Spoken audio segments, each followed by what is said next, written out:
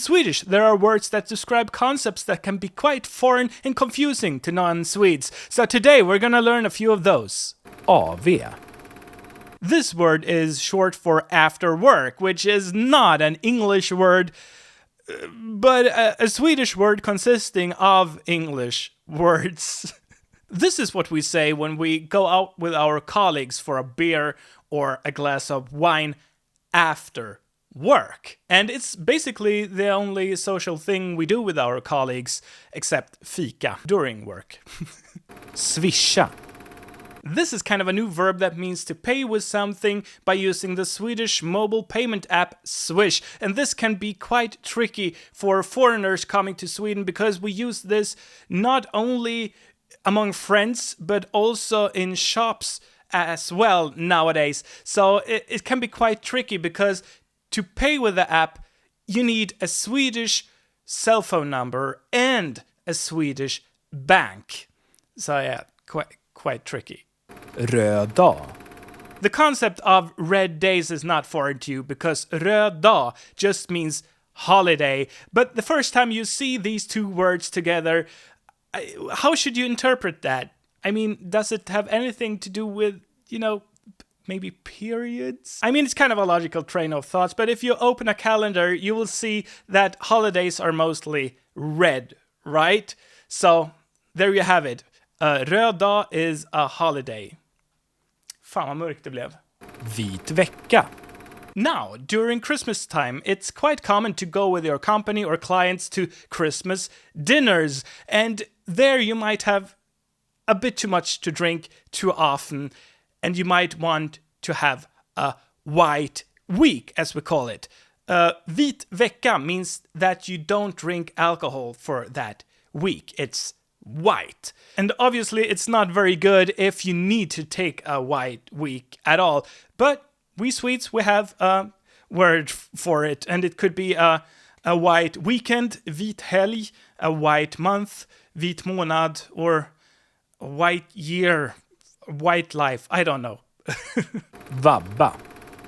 This verb stems from the acronym VAB, vård av barn, which means care of child. And this means that when your children are sick at home and can't go to school, you can care for them and you don't need to work on that day. And you get 80% of your salary in return.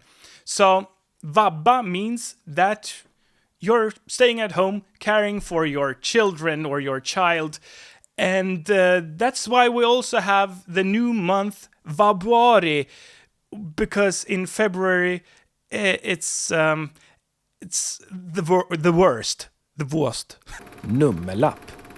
I'm sure this concept exists in other countries as well, but a lot of foreigners don't seem to know about this. So in some stores or institutions, you need to take a ticket with a number that shows when it's your turn to do something, to do whatever you want to do, like in the pharmacy, for instance.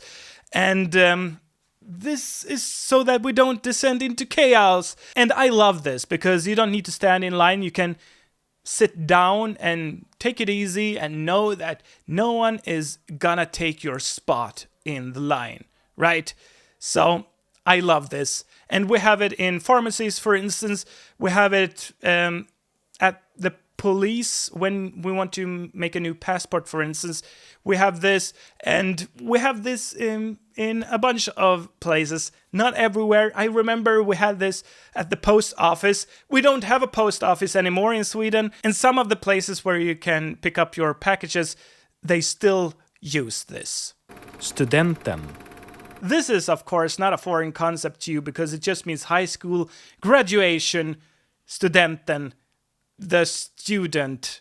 It's weird, right? And I can see why this is quite confusing because it doesn't mean that you're a student or you have a tutor or anything. It means that you graduated high school, and that's what it means. So if you are a student, you graduated high school, you have taken the studenten. All right, so that's quite confusing and important for you to know. You're not a student just because you have a teacher. You are a elev. Elev is student generally. duktig. Now this is quite a tricky word because it means that you've done something good, you're good at something, you're skillful, but we mostly use it when children have done something good and something right. And a lot of you comment on, for instance, my Instagram, and you tell me that I'm duktig. That's nothing that we say to adults in that case. So it's like a pat on the head saying, oh, good job, you did good.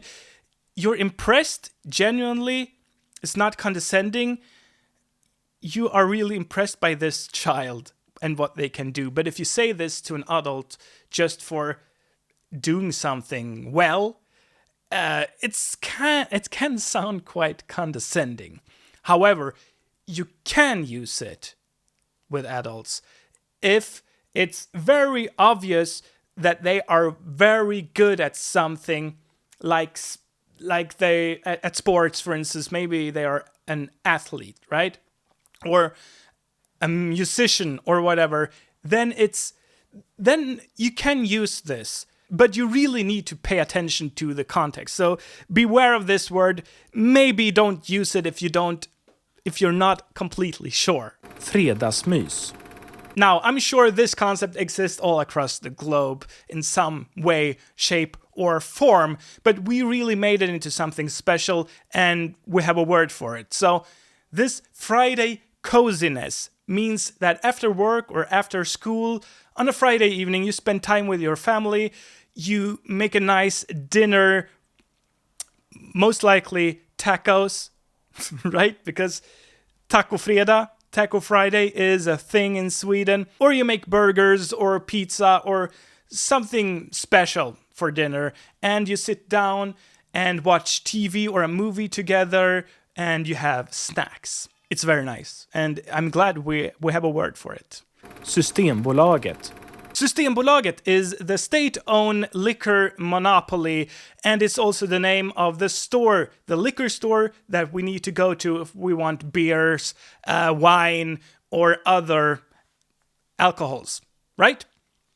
And Systembolaget is just so long, so we say Systemet or Bolaget instead. And if you like this video, I have the perfect video for you here where I go through everyday colloquial words that you really need to know every day. Yeah,